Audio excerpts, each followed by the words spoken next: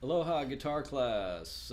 Today is lesson 10, and we're going to be talking about taking the next steps with some of the things that we've already done and learning a few new things while we're at it. So at this point in the class, you should have all four open position scales memorized, and that was one of your assignments, is to play all four of the scales from memory without looking at the paper.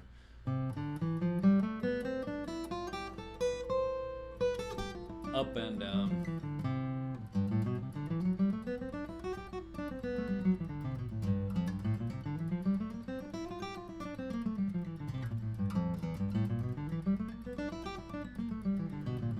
Those four: C major, G major, F major, and E blues.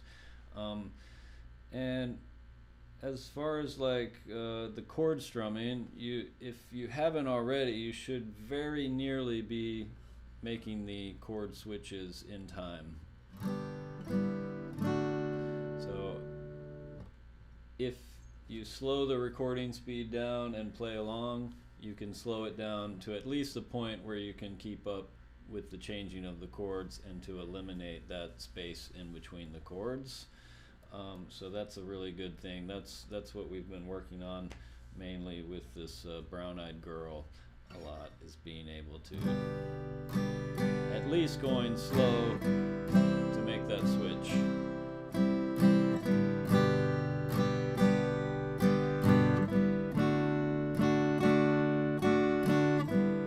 Okay, so one thing I want to tell you is like a little, I don't know if this is a trick, but it's something that can be very effective at this point, because at first you just are trying to remember the chord and where to put your fingers and which fingers to use, and getting it to sound nice on each string, checking it like that, and then making the switch.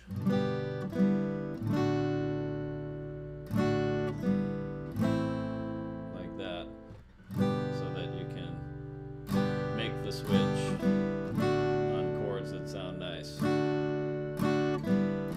Alright, now a lot of times at this point students will still be putting their fingers down like this: first finger, second finger, third finger, and then when they go to the next chord, first finger, second finger, third finger, first finger, second finger, third finger, and so on.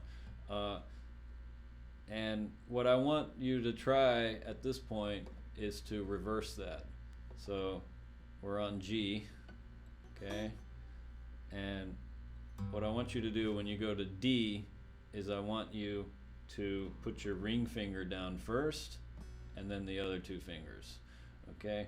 And there's a few reasons for that, why that's effective in eliminating that whatever little space you have in between those two chords. For one reason, this is the more clumsy finger. So the first finger and the second finger are stronger, and they have more dexterity. The ring finger and the pinky are more clumsy. We have to train those fingers. If you train as a musician for a long time, then those fingers become pretty strong. But these two fingers, no matter how much you train, will always be stronger. Okay, so what happens a lot of times is, like, when you take the chord off, your hand comes down to here, and then it's like first finger, second finger, and then this finger is like dragging behind. It has to come down here and then all the way back. All right, but actually what it should do instead is it should just go from here to here, and then the other fingers come up with the space in between, right? And normally what happens is, if we move that ring finger to where it needs to go first, the other fingers will kind of fall into place, because like I said, they're stronger fingers, and that gets you out of the habit of like taking the chord off and then going 1, 2, 3, which is always going to cause a delay. All right, so I just call this ring finger first chord switching. All right, and you want to think about that. What's the shortest route to get your ring finger from here to here. And if you practice that, I guarantee you'll get very quick results. You know, at first you might be scratching your head trying to get used to doing it the opposite way at first, but very quickly you're gonna get much faster chord switches.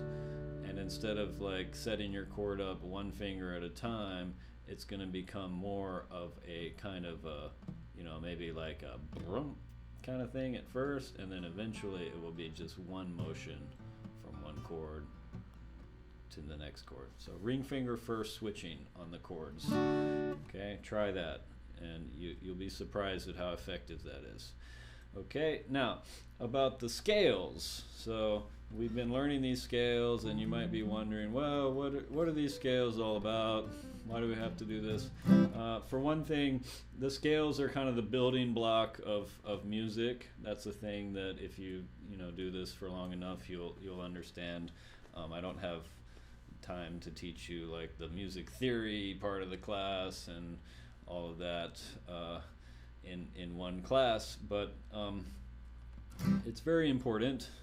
Okay, for right now, I think it's more about an exercise for your left hand and an exercise for your right hand. So you can think about the exercise part of it, but you can also think about it as an exercise not just for your fingers, but also for your brain.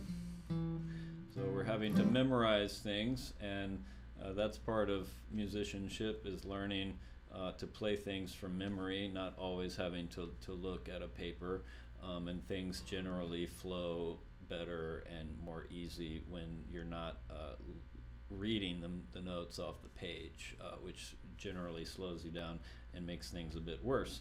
So an exercise for your brain, but it's also an exercise for your ear, okay? Because we're training our ear to hear what the sounds of these scales and chords sound like, and with the repetitive nature of the practice. And that's very important to begin ear training.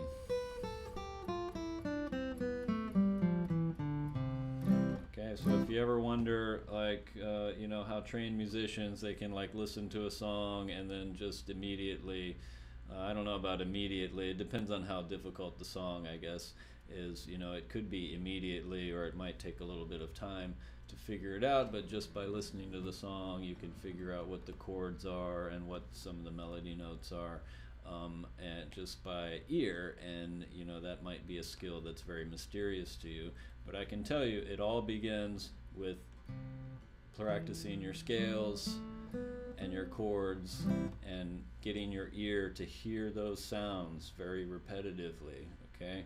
And after many years, you might develop that ability to where instead of having to rely on what someone's written on the paper, just to listen to what song it is that you want to learn, and then to figure it out and be playing it quickly. And that all begins with the scale and with the chords, and getting repetition on those. Okay, so you want that to be memorized. All right. Now, once the scale's memorized, there's lots of other things that we can do with the scale, and one thing is to try the cross picking. Okay, so at first, while you're working on your left hand, you want to keep the right hand simple and just go down, down, down, down, down, down with the picks, all down picking.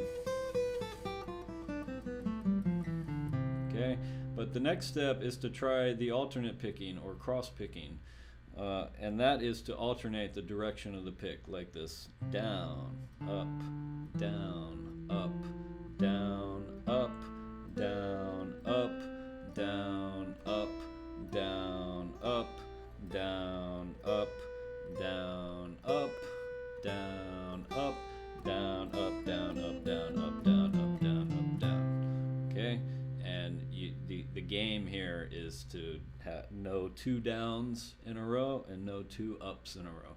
Okay, now when you get to the top note of the scale, don't play that note twice. So when you're going up the scale and you reach the highest note,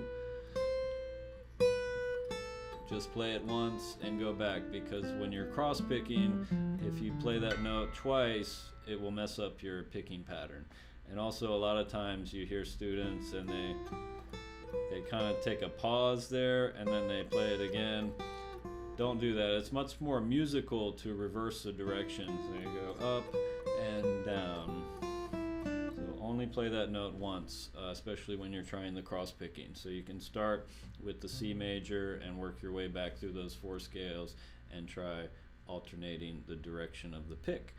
One thing that helps when you're doing that is if you can look at your right hand like this, because then you can see exactly what it's doing, and that helps.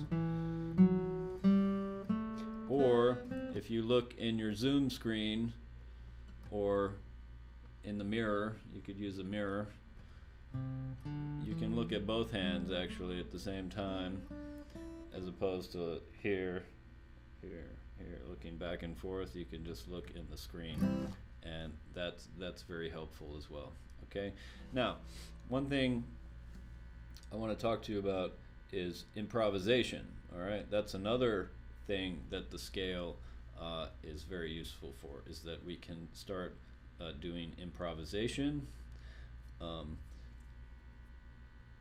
maybe composition at some point, but it starts with improvisation. And this is another way that we can make our scale practice much more entertaining, okay? And one way to do that is by using a backing track. Okay, so here's a backing track that I will share with you guys, and I kind of like this.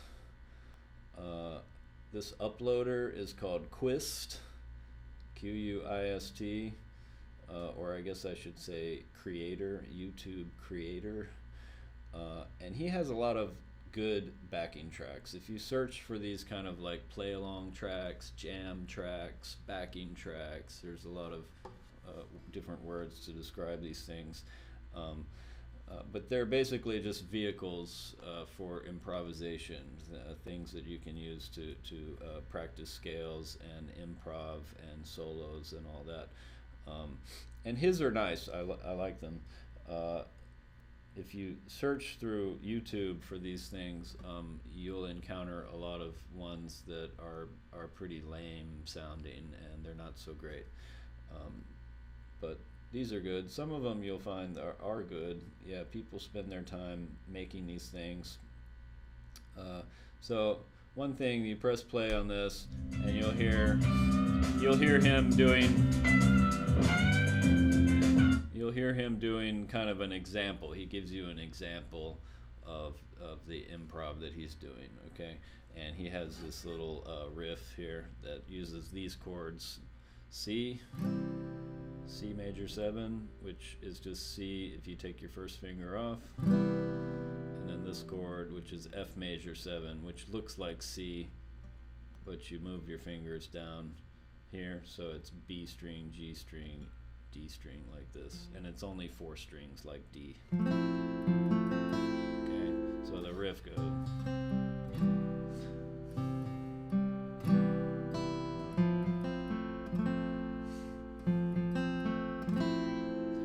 Just kind of a nice riff. Okay, so he does his improv thing.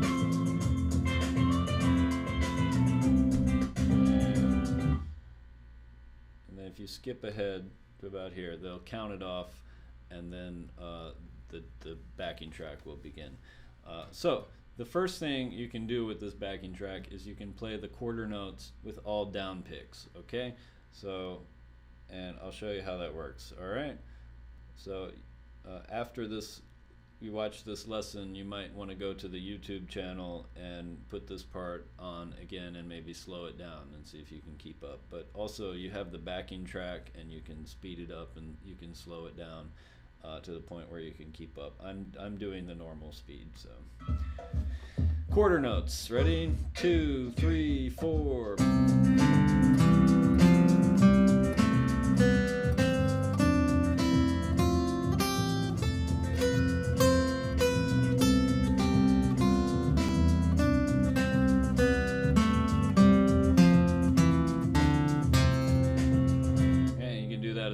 times as you want. Like I said, slow it down to the point where you can keep up.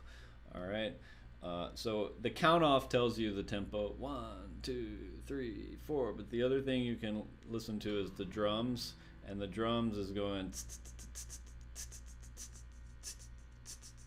And every time the drums does that 4 times, that's 1 beat. So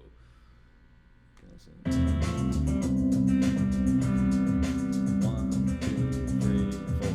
1, 2, 3, 4. Okay, so drums is the thing that you should really listen to if you're trying to work on timing, because that's the sole responsibility of that drummer is to keep the time. Okay, now the next thing, once you can do that, quarter notes with down picks, is to do the 8th notes with the down up with the alternate picking. Okay, this is the thing I told you to work on, and then once you get good at that, you can try playing along with the backing track. All right, and here's the 8th notes. Okay, twice as fast. So when you go 1, 2, 3, 4, down.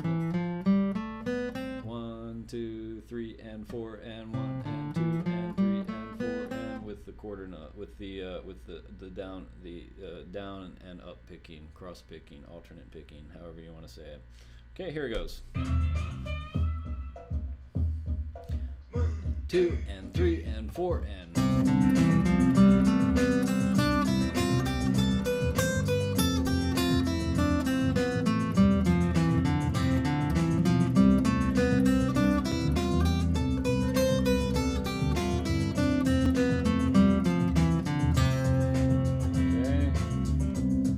So this can be hours and hours of entertainment, even a lifetime of entertainment.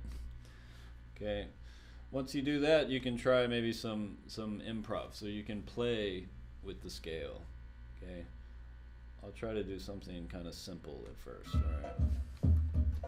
1, 2, 3.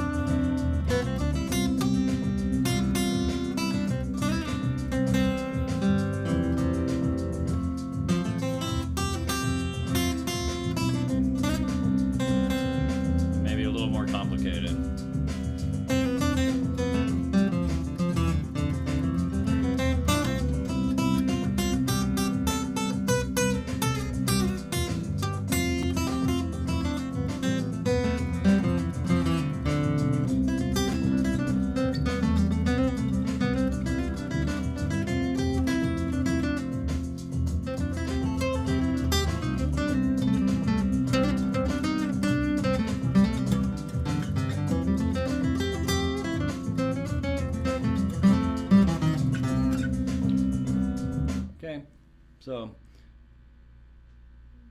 but you don't have to do anything complicated like that. It's good if you can just keep things very simple at first, maybe using like just a few notes.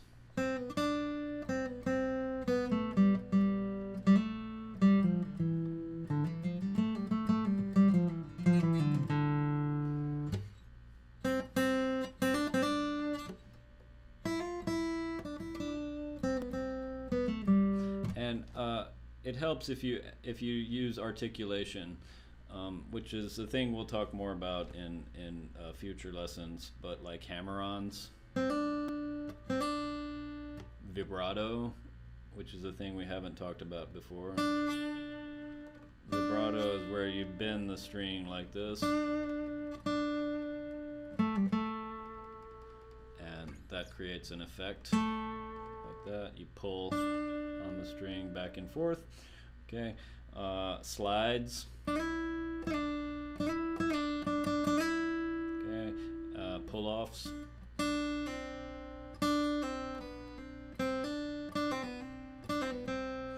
Slurs and all kinds of different articulations that help make things sound more interesting. Okay.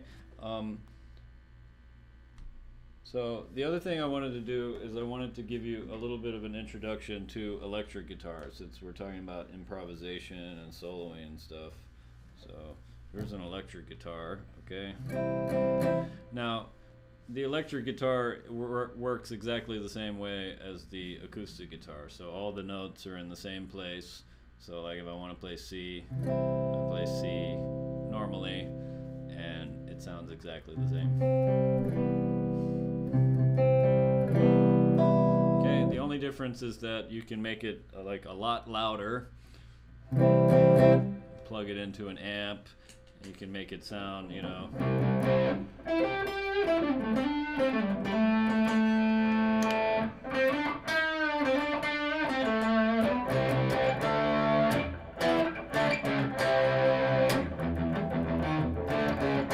Okay, you can get different effects and different sounds.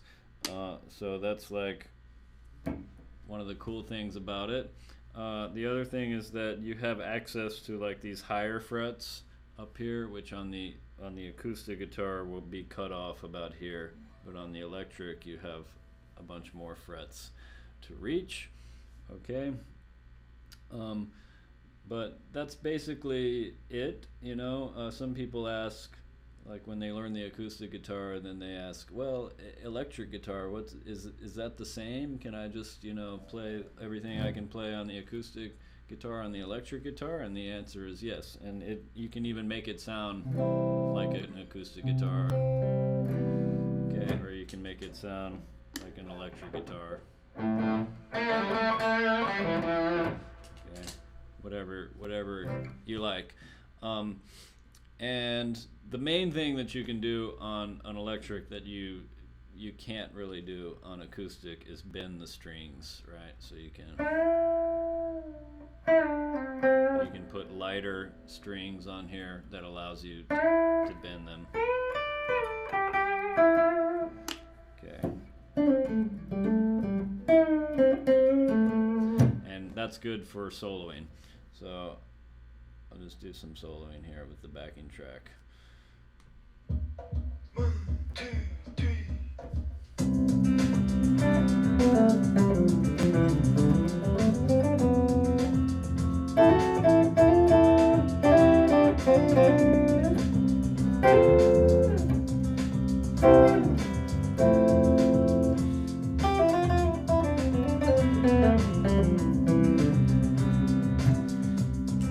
You do the lead channel.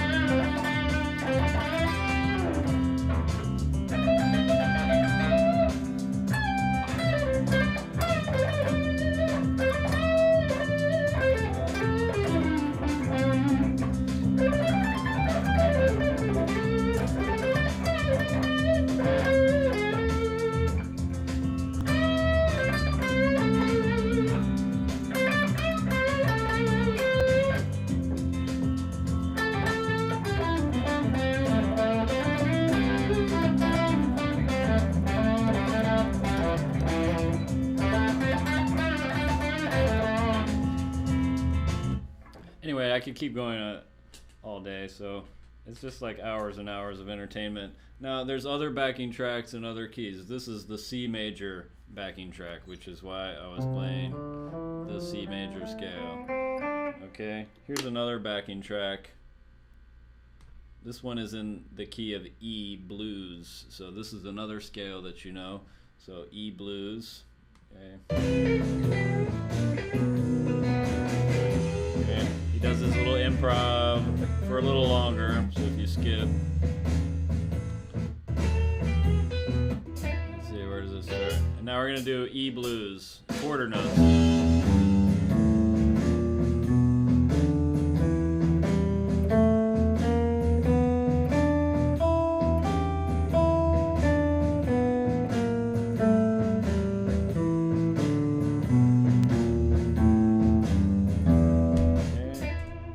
let's try the eighth notes with the cross picking. So down and up. All right. You may not be ready to do this, but you'll have the backing tracks, and you can try to do it at a slower tempo. Now this one doesn't count off like 1, 2, 3, 4. Instead, you'll hear 4 drum clicks.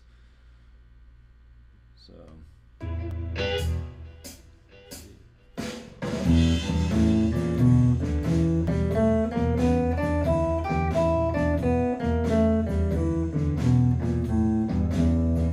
Okay, now another thing is that you'll notice that the eighth notes I played just then sound a little bit different, and those are called swinging eighth notes. So when we swing the eighth notes, we make the first one longer and the second one shorter. So long, short, long, short, long, short, long. Okay, and that works pretty well with the down. So it's down. The downs are long and the ups are short, and you can just follow exactly what the drums are doing, which the drums are going da da da da da. That's the shuffle. That's the shuffle beat, and you'll hear it.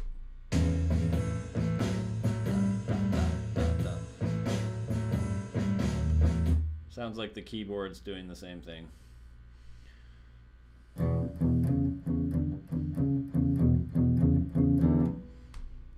Okay, and you can just follow that when you do the eighth notes. And 2, 3.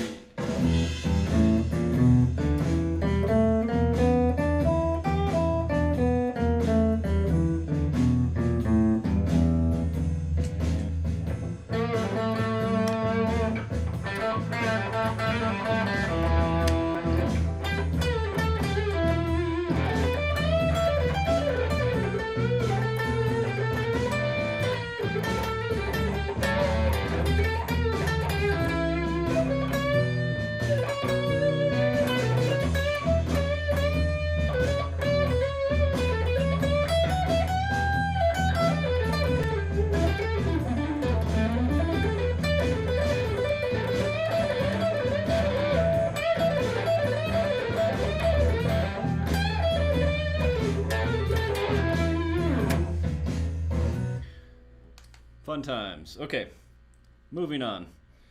All right, that was fun. Electric guitars are a lot of fun, especially this one. Okay, just turn the amp off. Okay, back to the acoustic.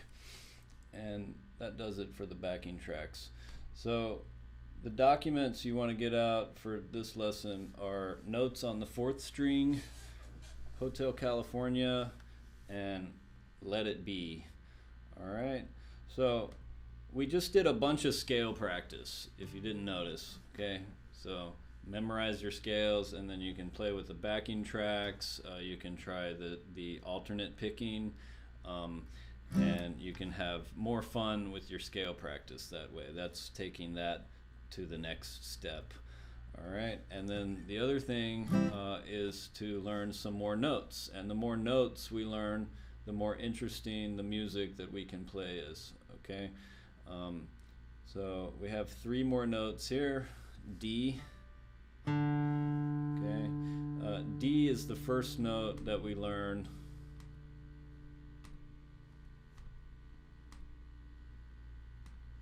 D is the first note that we learn that doesn't quite fit on the staff. It sits below the staff. So we know this line, the bottom line of the treble clef is E, and then we just go backwards through the alphabet when we add notes below the staff. So the next note before E will be D, and then if there's a line with a note on it underneath that, that's C, and then the space beneath that is B. So we can add notes below and above the staff by adding lines. Well, the first one just sits on the space below or above. And when they're below, you count backwards through the alphabet to figure them out.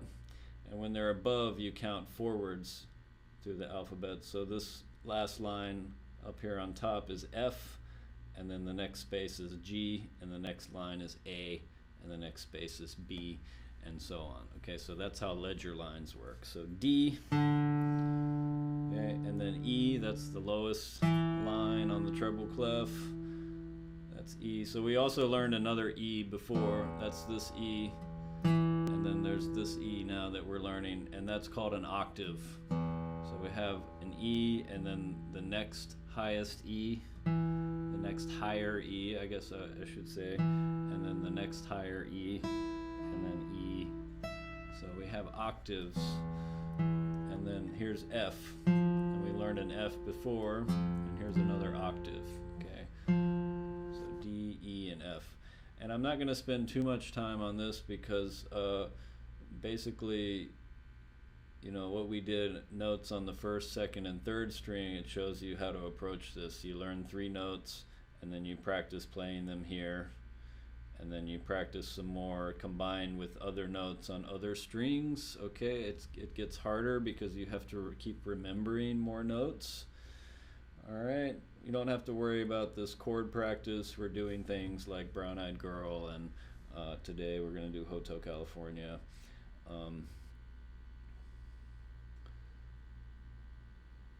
This is a good 2 pages to get to in the book. These are interesting melodies. Amazing Grace, Riffin', When the Saints Go Marching In, and Will the Circle Be Unbroken. Let's do Will the Circle Be Unbroken first, okay? So we talked about this before. You tie notes to make one longer note. That makes whatever you're doing a little bit harder when you have notes tied to one another, and this is the part of the book where they start introducing you to that, which we should already know. Okay, so first note is D, and then E. Those are our new notes, and then we have G from the previous section. G, 1, 2, B, A, G, B, 4, 1, 2, B, A, G, 2, 3.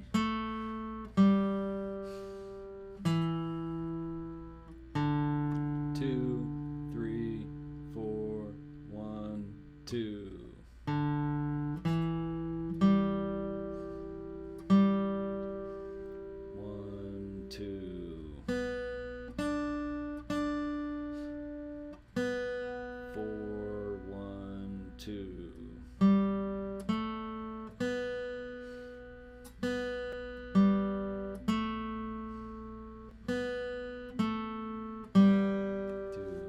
3, 4, and so on. Okay, now there's some long notes that you have to kind of count, and the way I like to do that is I play this note and then I start counting from here. So I go G, 4, 1, 2. So I only ever count the notes that I'm not playing, the notes that you're waiting on. And I think the way they show you is to kind of be counting the note that you play as well. But actually I would like play this note and then go 3, 4, 1, 2. And that's the way I like to do it. So this one here, that's a really long one. 6 beats, that one. So you play D, 2, 3, 4, 1, 2 until the next one comes. Okay, and that's a good strategy for dealing with long tied notes. And I hope that you'll work on this because reading music notation is very rewarding, and especially if you start to get better at it. And it's, you know, a theme of this class is music literacy, and so the first thing we did was we learned how to read the tabs, the tablature. The second thing was we learned to read the chord diagrams and the chord charts, with measures and chord symbols. Okay, so that's one part of music literacy. And then we started learning to read the notes on the treble clef, okay, and that's another part of literacy. So the whole idea here is that eventually you'll be able to just open songbooks and be able to learn songs on your own, which goes to resourcefulness and being able to deal with what's in front of you on the page, whether it's a chord symbol, and if you don't know the chord, you can look it up and try to find the chord diagram, or if it's just something like this that just has the notes and maybe some chord symbols there, you can figure that out.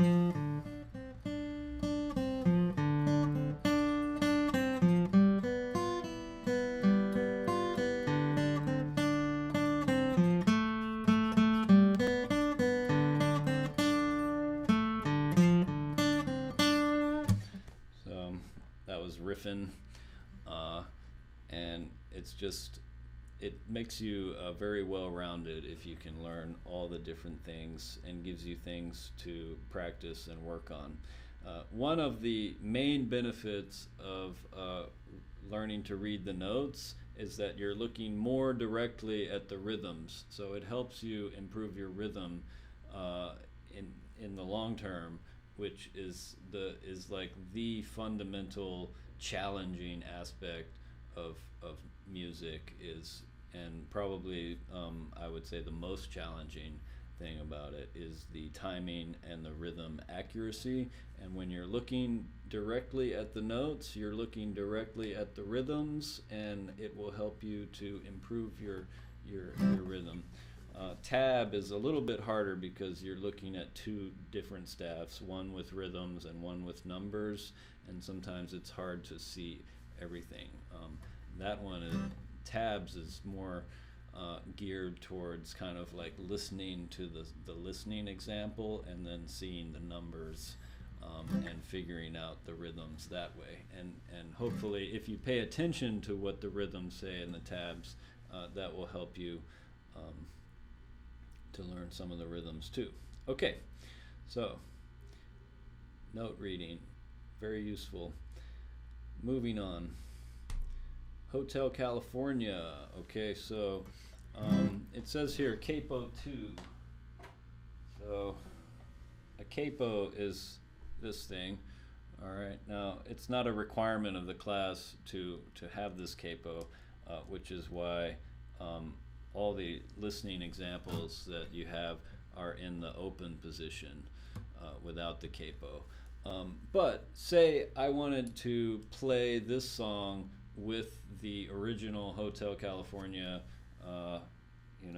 then I would capo the second fret and then play it, okay? And the capo raises the tuning, so it makes the key higher. All right, so if I play A minor, okay, and then I put the capo on, now it's a B minor, but we don't have to worry about that. We just play the chords that we know.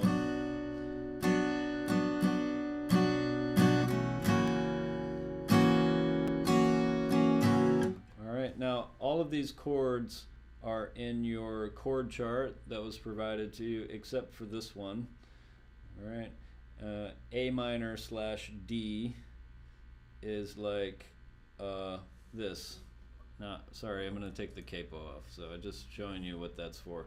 And now if it's capo 2, I can play along with that recording and it will sound correct. If I try to play along with the recording without the capo, it won't sound right. It will sound really bad, actually. Okay, A minor / D is this. Okay, it's just a 2-note chord. First finger goes here on the B string, second finger goes here on the G string, and you play 4 strings. Okay, now if you forget that, I'll show you another chord resource, which is Google. Okay. And you type A minor / D guitar chord, and you can, well, there it is right there. Okay, if you want to see more, you can click on images, because I'm looking for like diagrams, not, you know, websites. So images, and then here it is. It's the least complicated looking one. All right, you can see a bunch of A minor / Ds. But usually the problem with all of this is that it's too much information, but you can find the one that looks familiar. And there's one other app that you can get for your smartphone, which is called Basic Chords, and it's one word, BASICHORDS,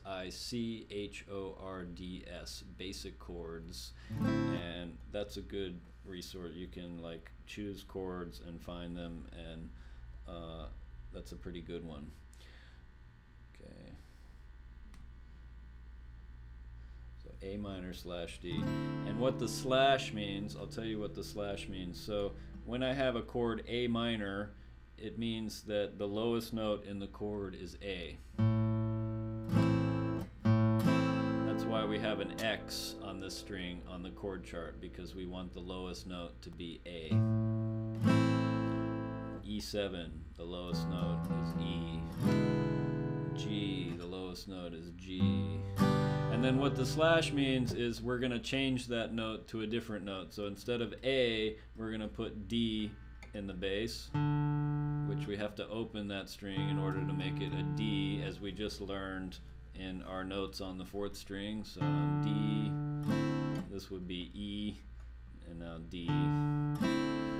Now we have A minor over D, or A minor / D. So it's a change bass chord. We could have A minor / G, A minor / C, all kinds of different chords. And that changes the sound of the chord. C, C / G, you know, G or G / B. And slash chords are, you know, are cool. They change the way the chord sounds depending on which note is the lowest note in the chord. Okay. Now this F chord, that's a challenging one. So if you look at your chord chart, it'll show you 3, 2, 1, 1, and the 1, 1 means that we have to press both of those strings with this first finger. Okay, and that's called a bar chord, which some people spell B-A-R and some people spell it fancy, B-A-R-R-E for some reason. Maybe that's just how they spell it in some other language, but I've seen both. Bar, yes, with the first finger. Okay, now this is difficult to do, all right? I won't lie. Everyone struggles with this. I remember struggling with this chord a long time ago when I was first learning guitar, and it's tough. The challenge is you want to flatten this finger like this, and you can start by doing this. You'd play, you just do the bar and then do both notes like this. Okay.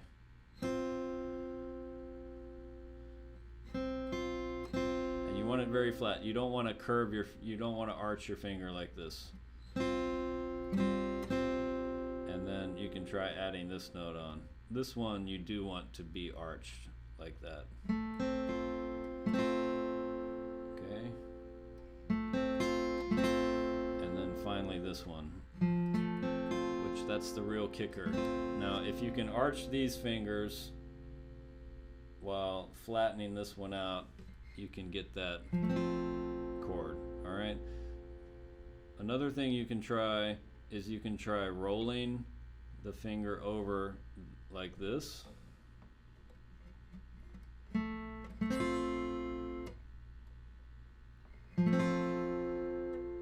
Onto the bony part of the finger, or flattening it out like this on the flat part of the finger.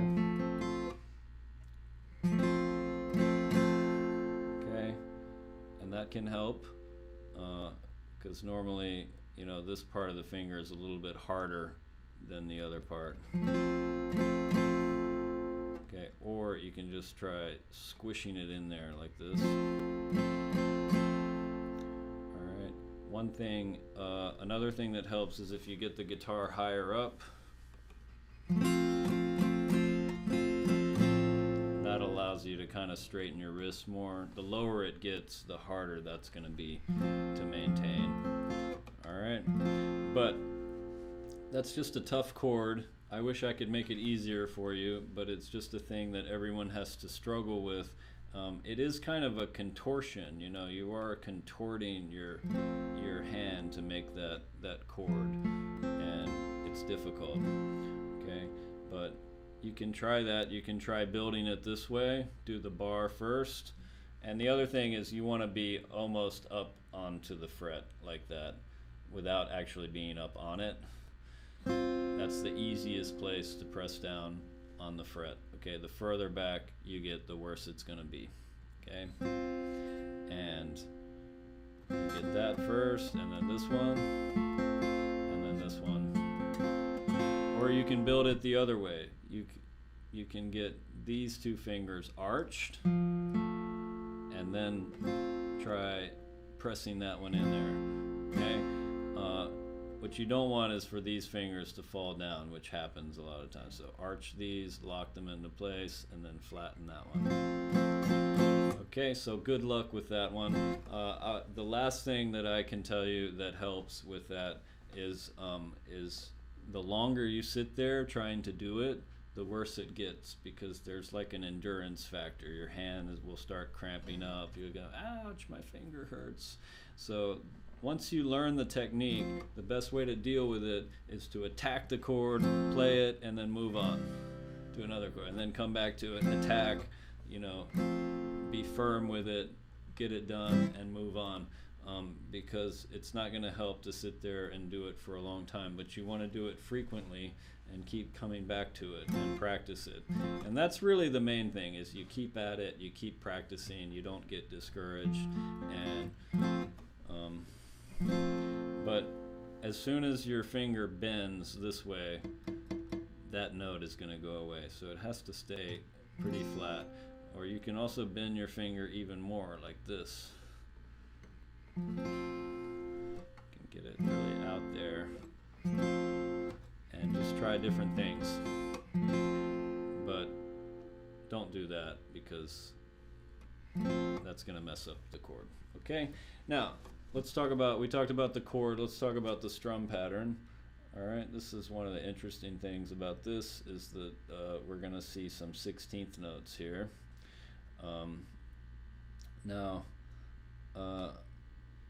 There's a rhythm that we know already that's the same as this, and that's called Knockin' on Heaven's Door Rhythm 2, which goes like this. Down, down, up, down, down, down, up. Okay? And if you play the whole thing,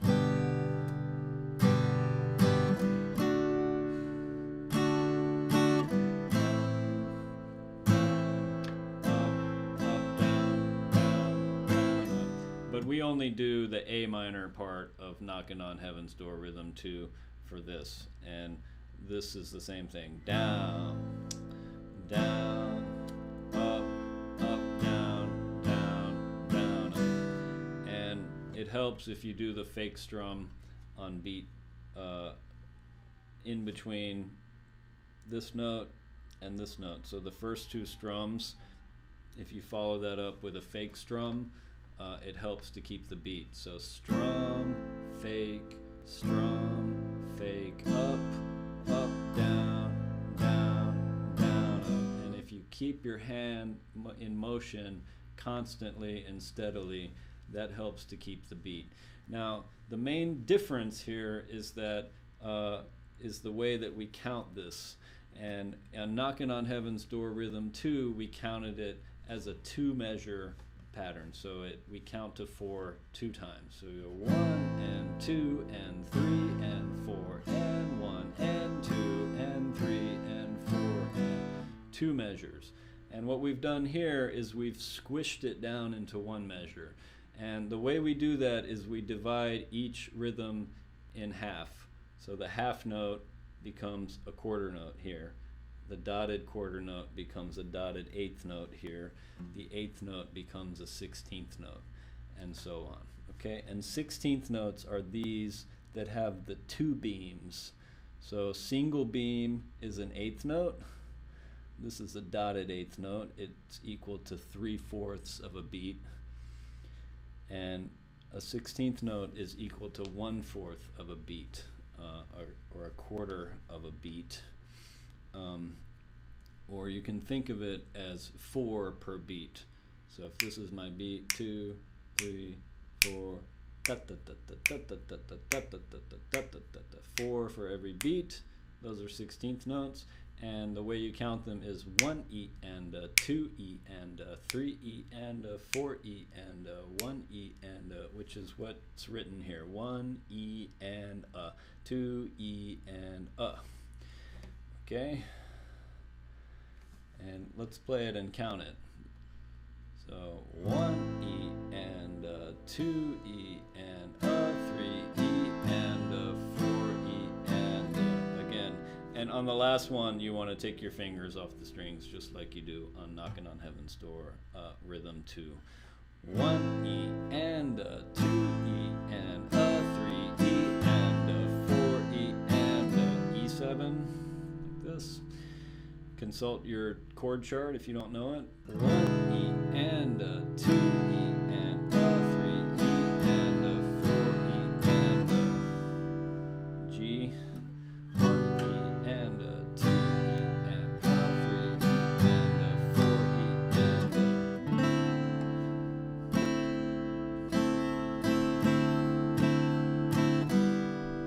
and F. That's the hard one.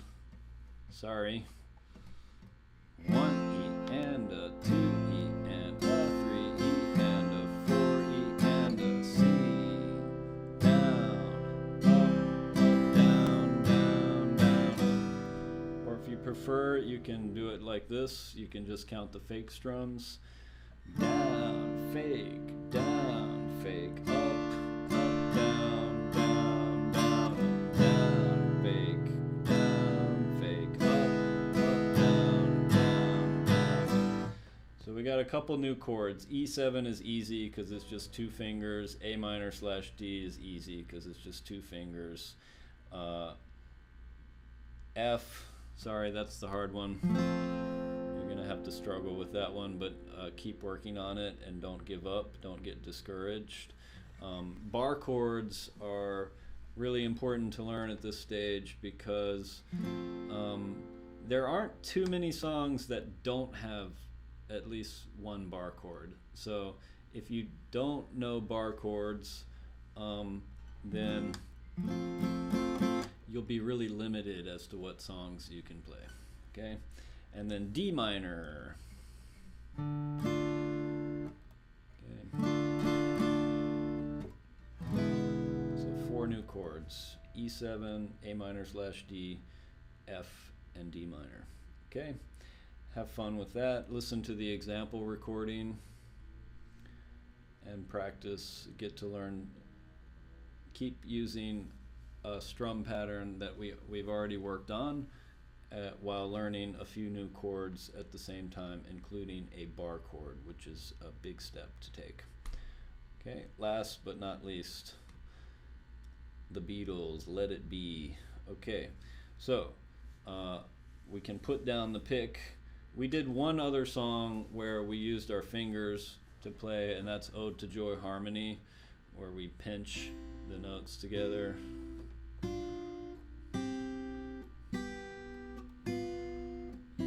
Okay, and this one we're also going to play with our fingers. So this is sort of the first finger style pattern, finger style picking pattern that we do, which goes like this.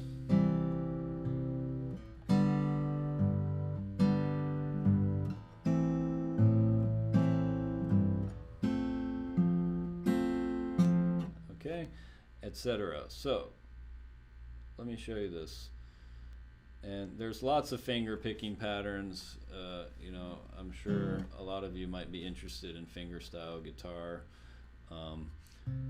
That's how I teach. I like to teach with the pick first and then with the fingers, because it's a little bit more complicated. You have more fingers to deal with. It's good if you develop some skills with your chords with your left hand first, and then start focusing more on the right hand. So play a C chord, and then what you want to do, put your thumb on the A string, put your first finger on the D string, your middle finger on the G string, and your ring finger on the B string. Okay, I'm not doing anything with my pinky, and we never use the pinky to pluck strings. The pinky only ever goes in this direction, like if you're doing flamenco.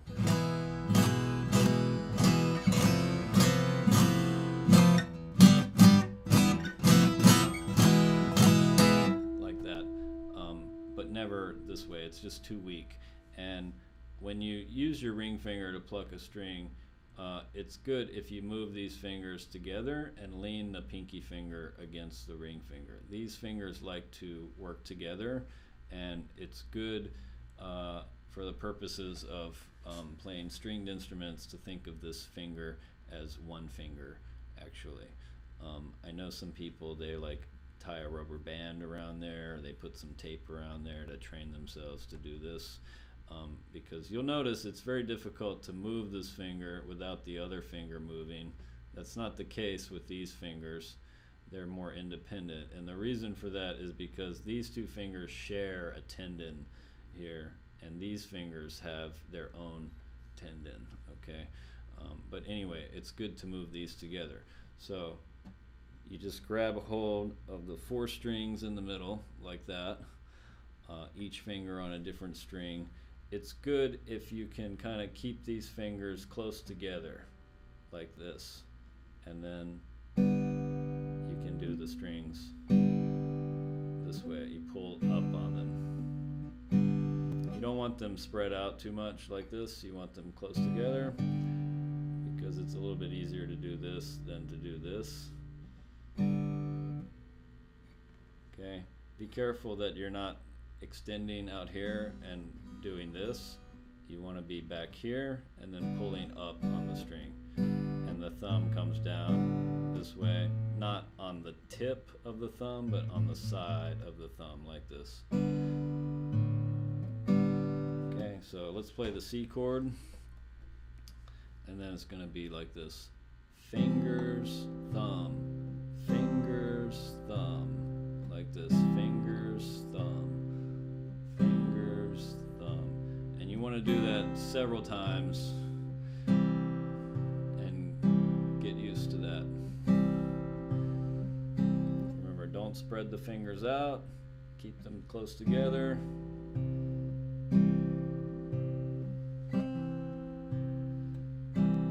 The thumb always stays on top of this finger, and you should not cross underneath. If you do, you'll develop a bad habit. So always stay on top, and that kind of builds the independence between these fingers. All right? Now, what you want to do is do that twice for each chord. So twice for C. Ready? Fingers, thumb, fingers, thumb. And then for G, all we need is one finger, because you'll notice we have a 3 here, and then the other notes are all zeros. So we don't need to set G up like this. All we really need is this one finger here. The rest are open strings. So with fingerstyle guitar, since we're not strumming all 6 strings, a lot of times we might not have to hold down all the notes that we normally hold down with these chords. So make it easier. Always make it easier if you can. So G, and what happens here, as you look at the tabs, the fingers are doing the same strings, but the thumb changes to another string. So fingers and then thumb on the E string this time. Okay, and then A minor. So the thumb moves back. All right. And then what happens here with this note is the pinky finger comes over and we grab that note. It only has to do that for a moment. That chord is called A minor slash G, and we already talked about what that slash means. So A minor and then A minor slash G. And that creates like a bass line, okay? So I'm going A, G, and then F, okay?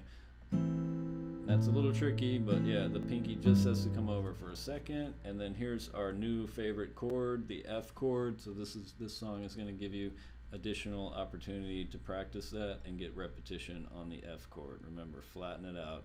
Now, what happens here is everything moves down one string from the original position. So we're plucking the G, B, and E string here with the fingers, and the thumb is on the D string. That chord, we only have 4 strings to work with there. And then C again, the fingers move back to the original position. And then G, the thumb changes strings there, so be careful with that. And then here, these 3 notes, we're gonna do like the way we did with Ode to Joy. We're gonna pinch them together. I don't have to play an F chord here. Whew. Okay, make it easier for yourself. So all we have to do is play these 2 notes. 2 on the G string, 3 on the D string, and then pinch them together.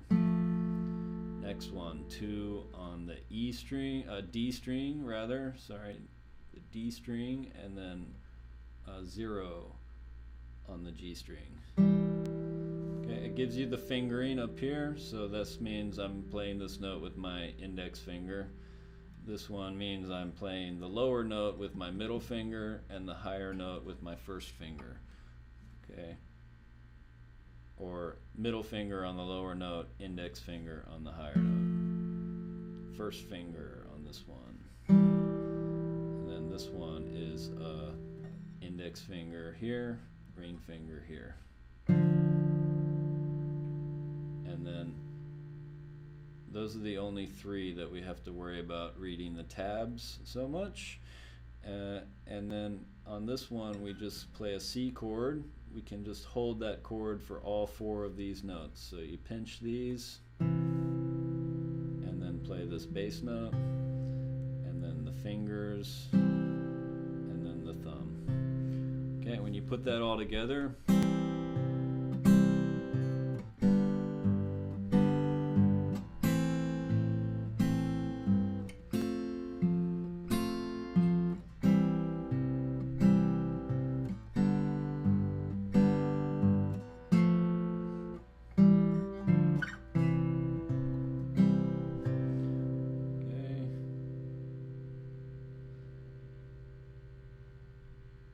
and then you repeat that.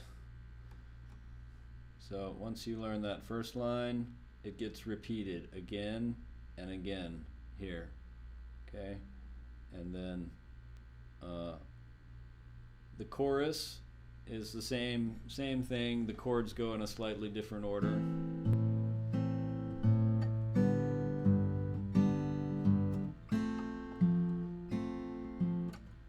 It also ends with that same little 3-note riff.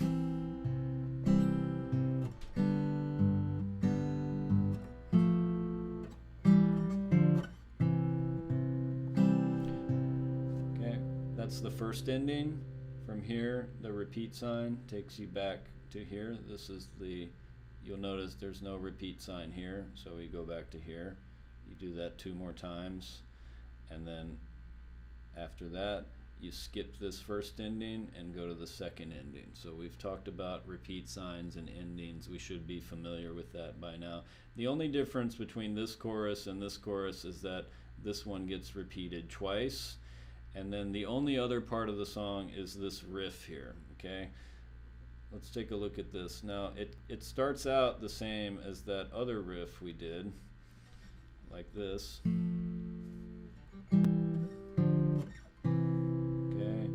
Except this one keeps going. So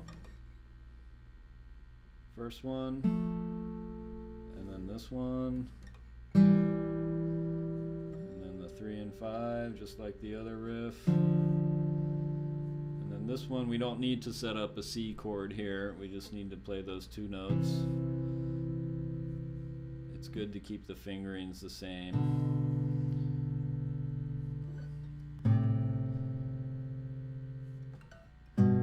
So it's like we're doing the same thing again, but on the lower strings. And then finally this chord, and then a C, which you can either strum with the rest strum or pluck with the 4 fingers, okay? And that one is also in repeat brackets, so we do that twice.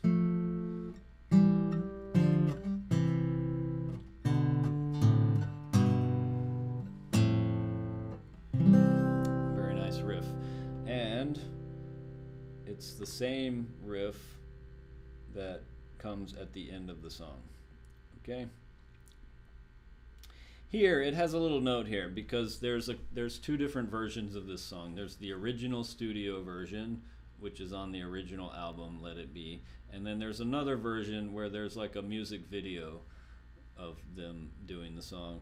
And in the original version, they repeat this line 3 times before they do the ending riff, which is the same as the riff we just learned, except it just happens once at the end.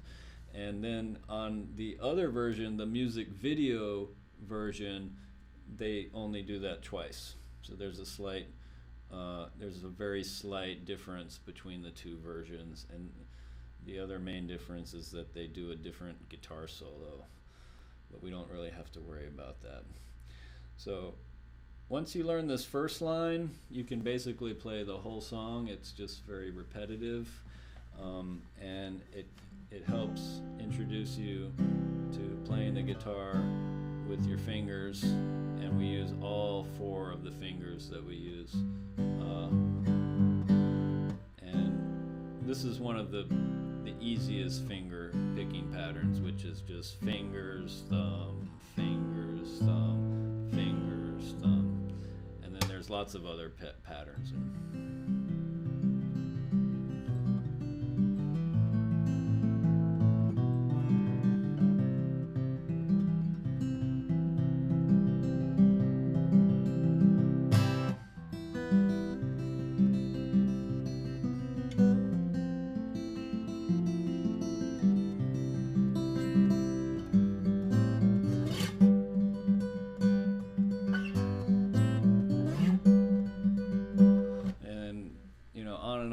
So fingerstyle guitar is really cool, and this will get you started with that while using a lot of the same chords that we know and give you a little bit more practice with this F chord.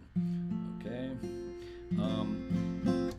The only other thing I wanted to mention was that in addition to the backing tracks, now is also a good time to start playing songs like Brown Eyed Girl along with the original recording. So I made a recording, and that's so that you can see what I'm doing and how I'm playing it on the guitar, and also that you're hearing just the guitar part, okay? But like, say I wanted to do Brown Eyed Girl,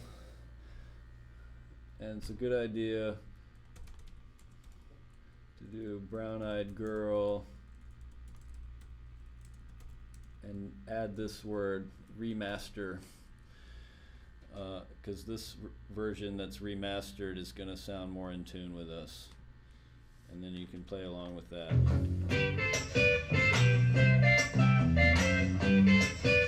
Okay, maybe you want to slow it down. Okay, so make it slow and then play it.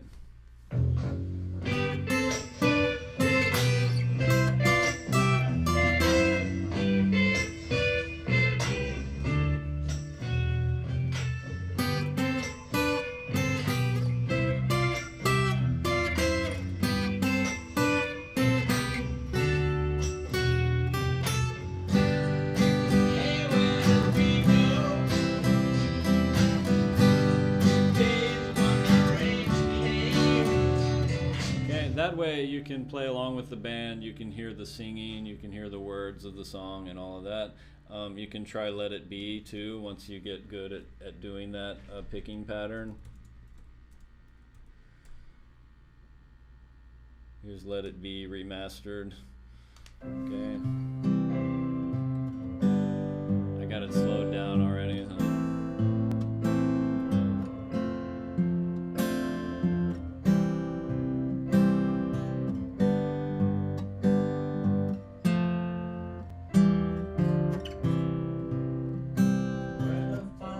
Okay, I'll probably get like a copyright notice or something for using these on the video. That's okay, I won't make any money off the video. Anyway, that's another kind of way of doing backing tracks where you're just playing along with the original recording. And you know, Hotel California, you know, if you want to do that, you have to get one of these in Capo, the 2nd fret. Okay, anyway, that's all for today. I'll see you in the next video. Mahalo.